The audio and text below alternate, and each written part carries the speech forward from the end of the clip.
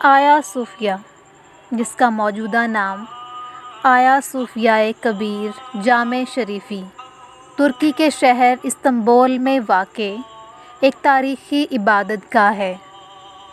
ماضی میں یونانی راسخ عقیدہ مسیحی جامع کیتھیڈرل، رومی کیتھولک کیتھیڈرل، عثمانی مسجد اور سیکولر میوزیم کے طور پر استعمال ہوتی تھی۔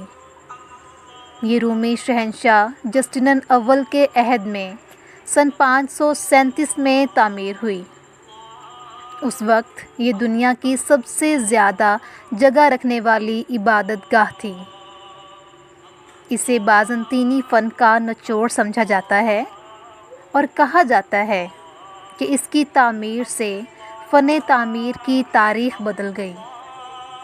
13ویں صدی سے آیا صوفیہ پر قابض کیتھولک شدت پسندی کی تمام حدیں پار کر چکے تھے۔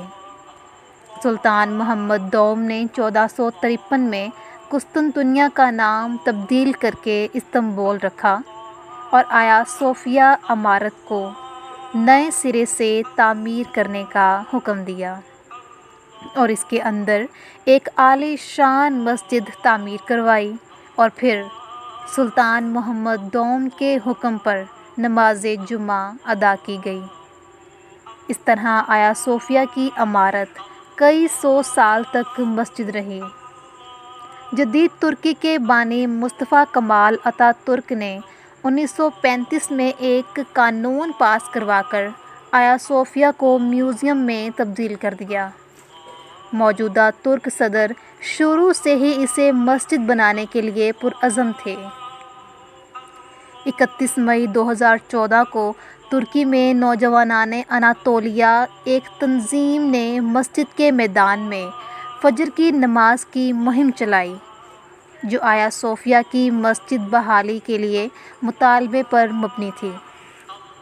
10 جولائی 2020 کو ترکی کی عدالت عظمیٰ نے آیا صوفیہ کو مسجد میں تبدیل کرنے کی قرارداد کی منظوری دے دی اور عجائب گھر کی حیثیت منسوخ کر کے سرکاری طور پر مسجد بحالی کا فیصلہ صادر کیا۔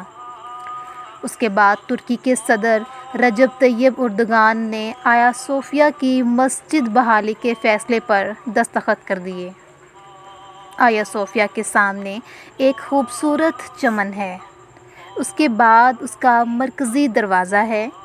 اس کی چھت کی اونچائی 185 فٹ ہے۔ پوری عمارت میں 170 ستون ہیں۔ 1500 سال قبل اس عمارت میں چاروں کونوں پر 6 ڈھالوں پر اللہ، محمد صلی اللہ علیہ وآلہ وسلم، ابوبکر، عمر، عثمان اور علی نہایت خوش خط کر کے لکھے گئے ہیں۔ قریباً 86 سال بعد 24 جولائی بروز جمعہ آیا صوفیہ میں نماز جمعہ ادا کی گئی۔ ترکی کے وزیر مذہبی امور پروفیسر ڈاکٹر علی ارباش نے جمعہ کا خطبہ پڑھا تو ان کے ہاتھ میں فتح کی علامت تلوار تھی، جبکہ ان کے اوپر 2 سبز جھنڈے فتح کی دوسری علامت کے طور پر موجود تھے۔ یاد رہے کہ سلطان محمد فاتح کے دور سے یہ علامتیں ایسے ہی موجود ہیں۔